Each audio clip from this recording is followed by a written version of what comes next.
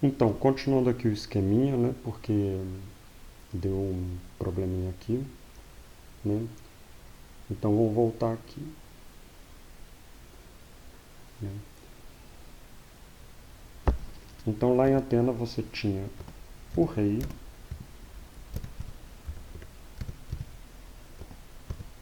que era chamado Basileu, né?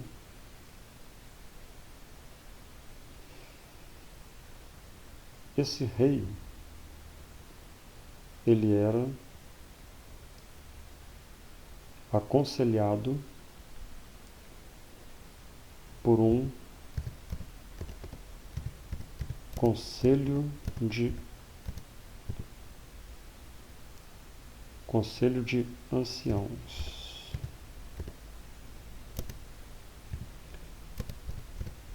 Esse conselho de anciãos chamava-se Bulé.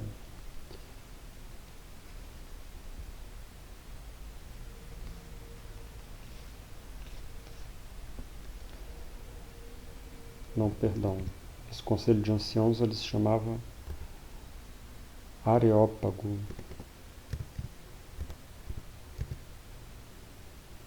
Anciãos porque eram pessoas mais velhas, não eram jovens, então eles consideravam as pessoas mais velhas mais sábias.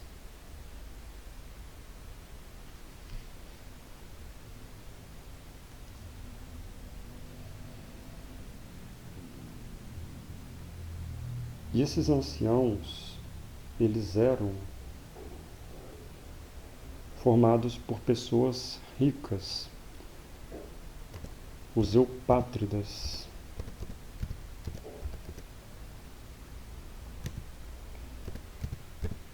que eram os ricos senhores de terra.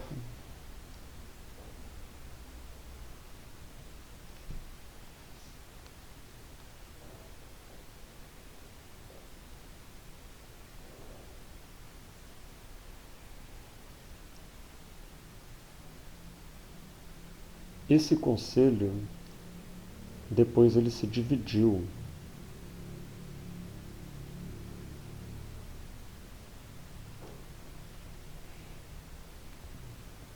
E o poder desse conselho ficou na mão de 9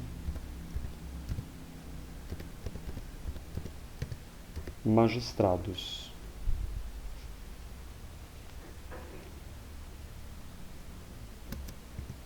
que eram chamados de arcontes. Ou seja, desse conselho de anciões, que eram o aerópago, alguns anciões eles foram se destacando e aí foram ganhando mais poder. Aí eles acabaram tomando o poder do conselho e aí 9 deles se juntaram e formaram os arcontes, né?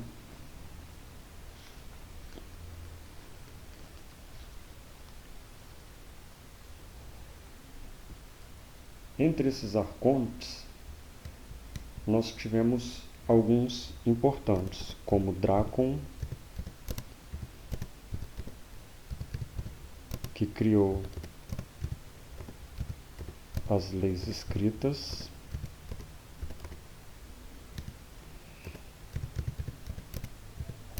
e Solon,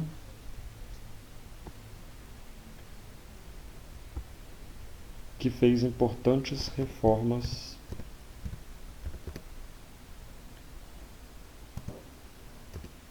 sociais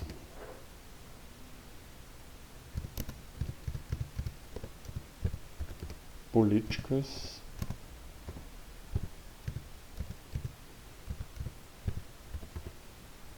e econômicas.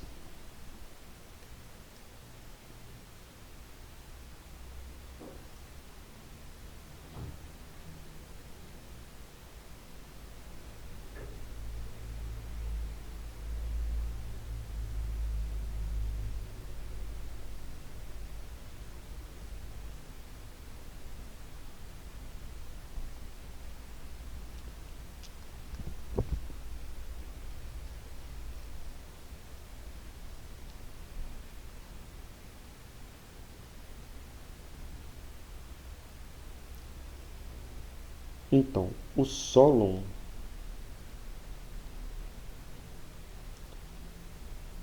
com essas reformas políticas e econômicas,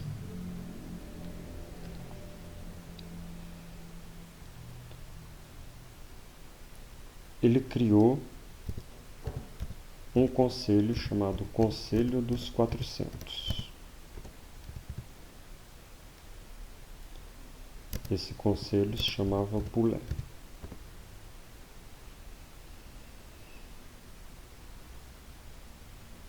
Então, assim como o rei tinha o seu conselho, o Solon também criou um conselho.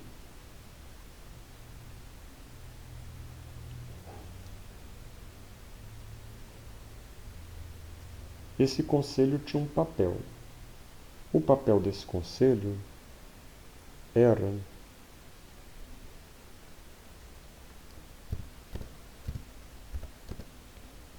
criar projetos de leis. Por que projetos? Porque não eram leis ainda, era um projeto. Só viraria lei se fosse aprovado. Então eles não aprovavam, eles só criavam um projeto de lei. E aí quem é que aprovava esse projeto de lei? Era um outro órgão que o Solon criou, que é a Assembleia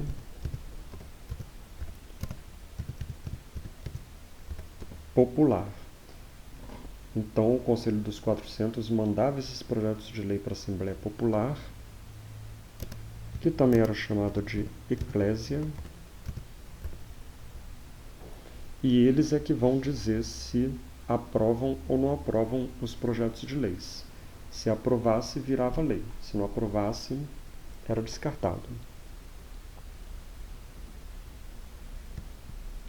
Essa Assembleia Popular só podia participar dela quem fosse do sexo masculino, com mais de 18 anos,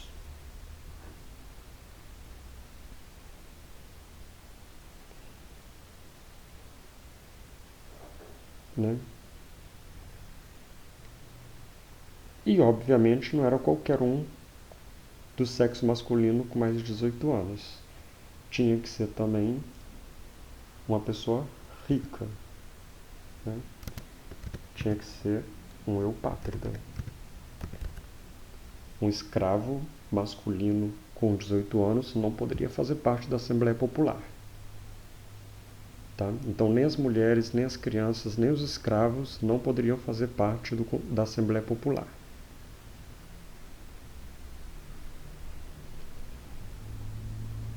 Tá?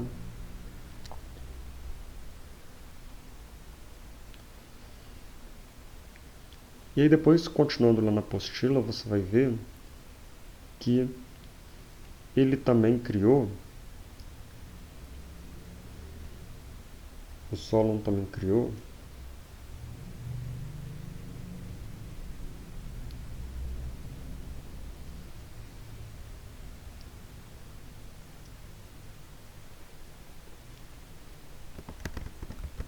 os estrátegos. Estrátegos vem do nome de estratégia, então eram estrategistas militares. Tá? Eles eram chefes militares. Qual a função deles? A função deles era criar estratégias para as guerras. Então eles dirigiam as operações de guerra. Eles criavam as estratégias de guerra, por isso que eles eram chamados estrátegos. Eles eram eleitos por um ano, ou seja, a cada ano trocava. Então, eles ficavam no cargo por um ano.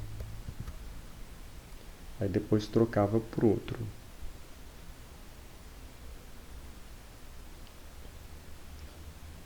Então essas são as reformas que o Solon criou. Tá? Então,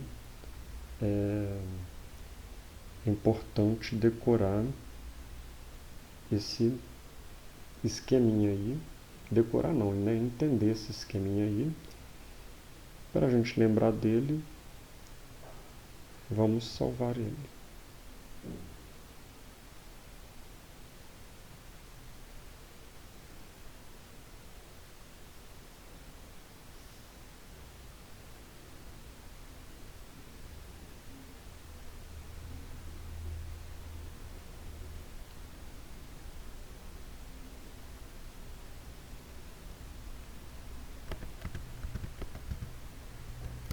Esquema político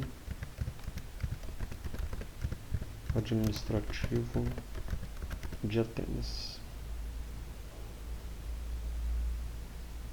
Pronto.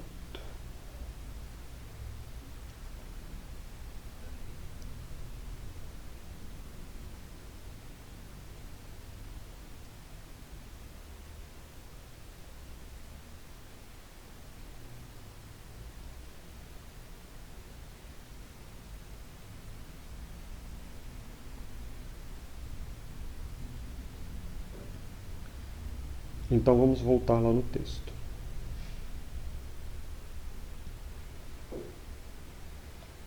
Sempre esqueço que tem que apertar ali a setinha.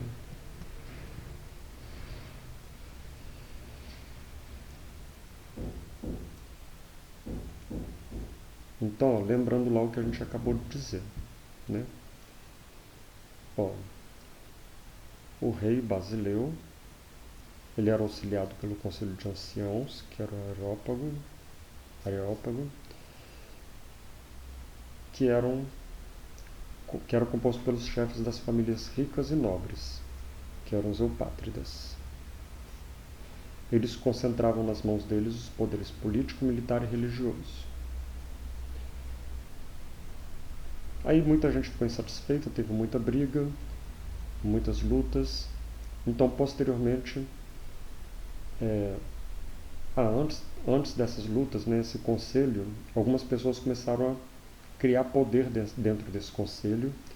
Então, esse conselho acabou sendo dividido e 9 dos mais importantes, eles se tornaram,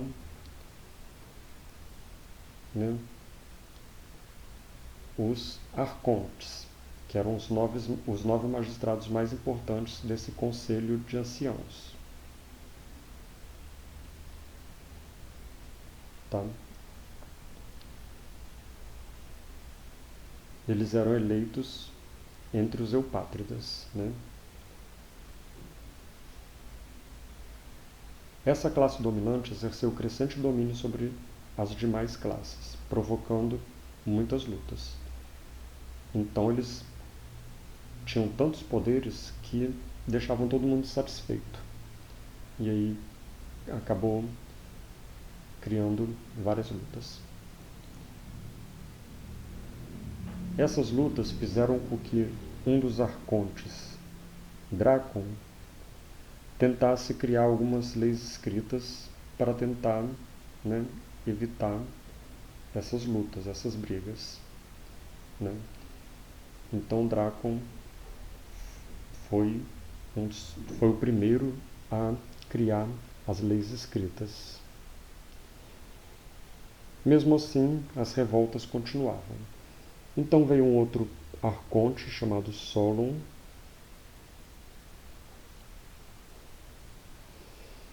e ele fez algumas reformas importantes na sociedade, na economia e na política de Atenas. Ele organizou um conselho de 400 pessoas, chamado Bulê, que preparavam projetos de leis que iam ser votados na Eclésia, que era uma assembleia popular. A Eclésia, ela era formada por todos os cidadãos, ou seja, todas as pessoas ricas do sexo masculino com mais de 18 anos. Então não era qualquer um que podia participar da Assembleia Popular. Então não era todo o povo, toda a população que podia participar, eram só os cidadãos, os ricos, do sexo masculino e com mais de 18 anos. Ou seja, as mulheres, crianças, pobres, escravos não podiam participar. Eles não votavam leis.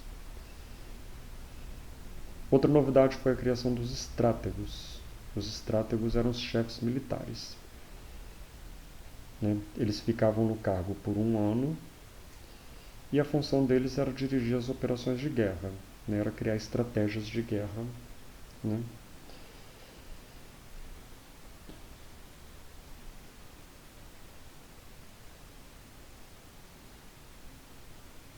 Eram como se fossem os generais.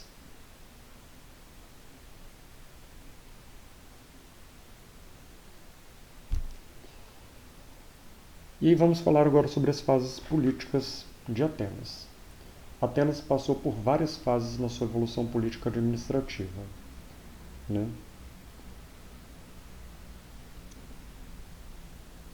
A primeira delas foi a monarquia. Então, no início, a Grécia era uma monarquia. O que é uma monarquia? A monarquia ela é governada por um rei, que ele ao mesmo tempo era sacerdote, ou seja, cuidava da religião, era o chefe religioso, era juiz, ele julgava as pessoas, e era chefe militar, era general. Então, ao mesmo tempo, ele mandava na igreja, na religião, na justiça e no exército. Então, o rei tinha todos os poderes. Então, na monarquia, o rei mandava em tudo, ele tinha todos os poderes. Depois,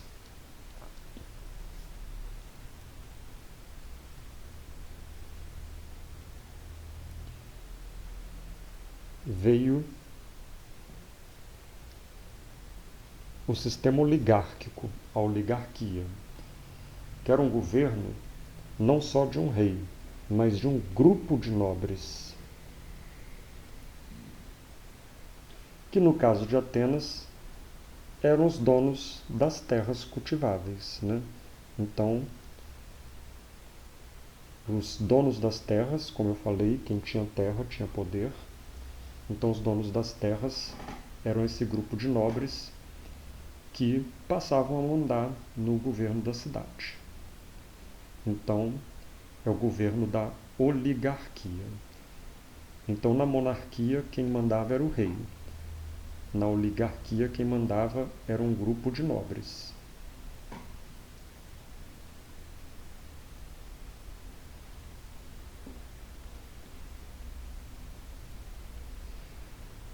Depois nós temos a tirania.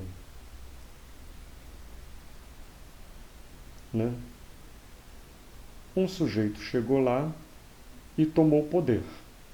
Falou, agora quem manda aqui sou eu. Então, ele tomou o poder à força. Então, é um governo com característica ditatorial. Ou seja, um ditador chegou lá e tomou o poder. Ele vai ter poderes limitados, porque, claro, só ele que manda. E geralmente ele é apoiado pelo povo contra os aristocratas. Porque o que ele fala? Ele chega lá e fala assim, olha, esses caras ricos estão mandando demais. Então, vocês, povo, vão me apoiar contra esse pessoal rico. E o povo apoiava, porque o povo achava que esse ditador estava do lado deles, mas na verdade ele usava o povo para poder manter os poderes ilimitados dele contra os nobres.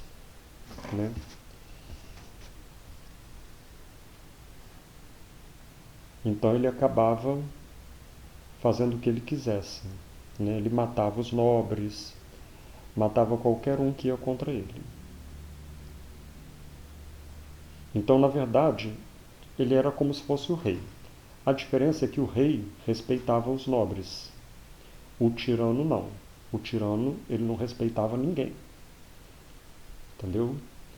Então o rei tinha poderes ilimitados? Tinha. Mas ele respeitava os nobres. Então ele tinha um conselho de nobres. Então o poder dele não era ilimitado. Por quê? Porque o rei, ele respeitava a opinião dos nobres. O tirano não. O tirano não respeitava a opinião de ninguém.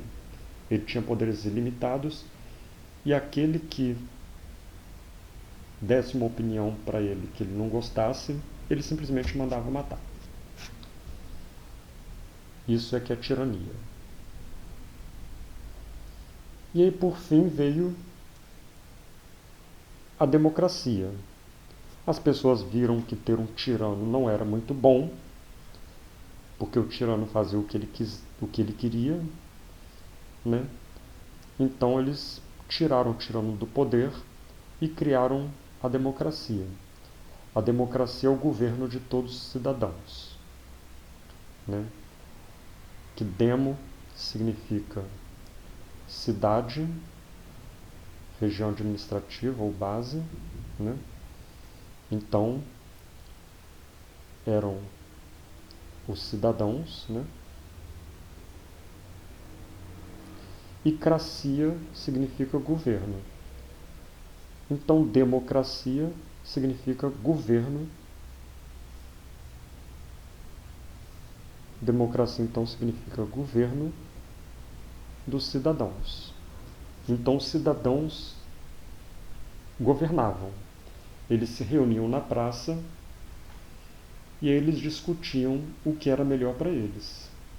E aí a maioria votava e o que a maioria votava virava lei. Então você vê que é bem diferente da monarquia, onde o rei mandava, ele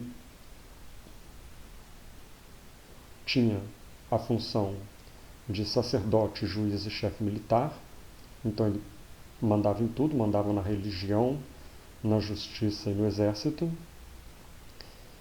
mas ele tinha um conselho que governava junto com ele, que aconselhava ele, então ele não tinha o poder total. Ele tinha o poder, mas ele tinha a opinião, né, o conselho de um grupo de conselheiros que ajudava ele a governar. Na oligarquia, o rei ele perde o poder. E aí os nobres, que são os donos das terras, são os ricos, eles passam a mandar no governo. Depois vem o tirano, né? Tira o poder dos nobres, os nobres que não aceitam ele mata, e aí ele passa a ter poderes limitados, né? Ele faz o que ele quer. Com o tempo os cidadãos veem que isso não é bom, né?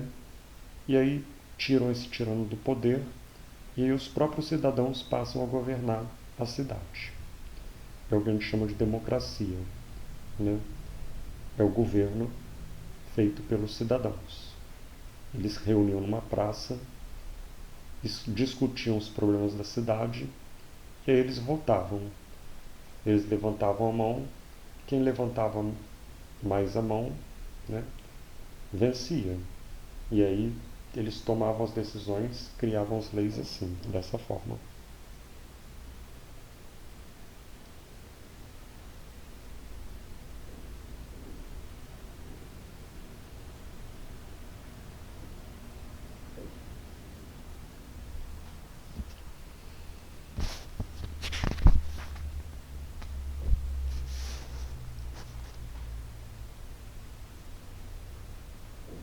Então, um dos cidadãos mais importantes na democracia de Atenas é o cidadão Péricles. Então, nesse texto aqui, né, vamos ler aqui. Péricles define a democracia ateniense. Isso aqui é um discurso de Péricles. O que ele dizia? Ele dizia: a Constituição que nos rege nada tem de invejar a dos outros povos. Não imita nenhuma. Ao contrário, serve-lhes de modelo. Seu nome é democracia, porque não funciona no interesse de uma minoria, né? Quando ele fala em minoria, ele está falando dos ricos. Ele está falando né, dos oligarcas. Mas em benefício do maior número, né? Quem é esse maior número? São cidadãos masculinos com mais de 18 anos. Tem por princípio fundamental a igualdade. Ou seja, igualdade, mas é uma igualdade só entre os cidadãos masculinos maiores de 18 anos.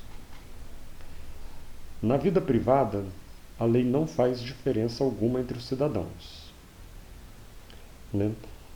Veja que ele fala todo o tempo em cidadãos. Ó, igualdade, mas igualdade entre os cidadãos. Quem é que podia ser cidadão? Só os homens maiores de 18 anos e ricos. Na vida pública, a consideração não se ganha pelo nascimento ou pela fortuna, mas unicamente pelo mérito. E não são as distinções sociais, mas a competência e o talento que abrem o caminho das honrarias. Né? Na verdade, o que ele está dizendo aqui é que você não ganha o direito de ser cidadão porque você nasce. Né? Nem pelo dinheiro que você tem, mas pelo mérito. Só que para ele, ter mérito é você ser maior de 18 anos, masculino, e você não precisava ser rico, mas tinha que ter algum dinheiro, porque nenhum escravo e nenhum pobre podia participar como cidadão. Em Atenas, todos entendem de política e se preocupam com ela. E aquele que se mantém afastado dos negócios públicos é considerado um ser inútil. Então, todos os cidadãos, eles se preocupavam com os negócios públicos. Claro, porque é a vida deles, né, que eles estavam gerenciando, administrando. Quem não se preocupava com a vida pública era uma pessoa inútil, era considerado inútil para eles. Então eles não permitiam nem que essas pessoas participassem das reuniões, nem que votassem, nem davam importância para o que essas pessoas diziam.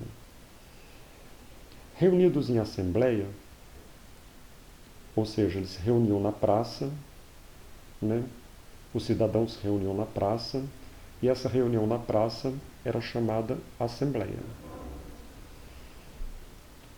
Os cidadãos sabem julgar corretamente quais são as melhores soluções, porque não acreditam que a palavra prejudique a ação, e pelo contrário desejam que a luz surja da discussão. Então o que eles faziam? Eles se juntavam os cidadãos, ou seja, os masculinos maiores de 18 anos, que tinham dinheiro, né, que eram estudados, né, eles chegavam lá e faziam discursos mostrando soluções. Ou seja, eles usavam a palavra, o discurso. Né? Então, como aqui ele diz, ó, eles esperavam que a luz surgisse da discussão. Então a pessoa chegava lá na praça e fazia um discurso. Olha, eu acho que seria melhor a gente fazer isso, por causa disso, disso e disso. E aí todo mundo aplaudia. E aí ele falava, quem concorda comigo, levante a mão. E aí as pessoas levantavam a mão. Se a maioria levantasse a mão, né, então aquilo ali virava lei. Ok? Então assim que funcionava a democracia lá em Atenas.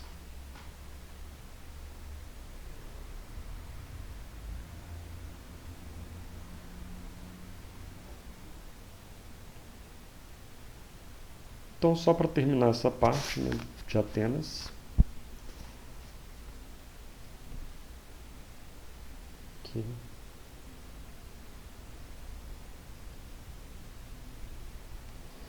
A democracia ateniense foi uma conquista cultural importante, mas foi limitada.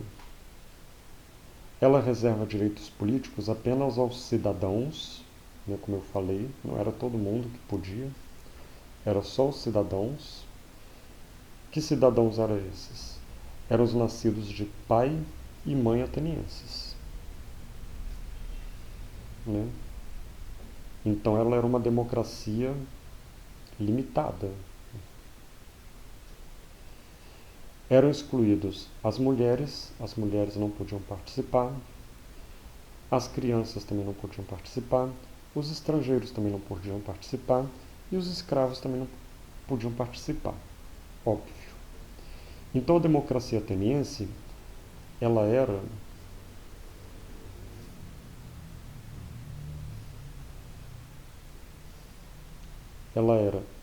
elitista, porque ela vinha de uma elite que nascia de pais e mães atenienses.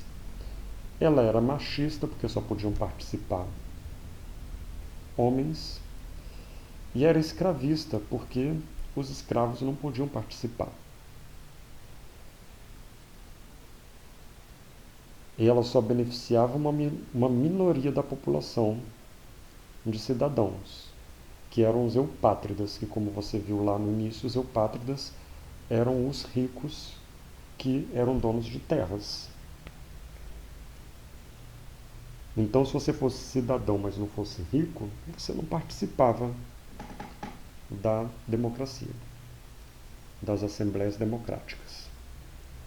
Então, a maioria, cerca de 90% da população, era excluída dos direitos políticos. Então, era uma democracia, né?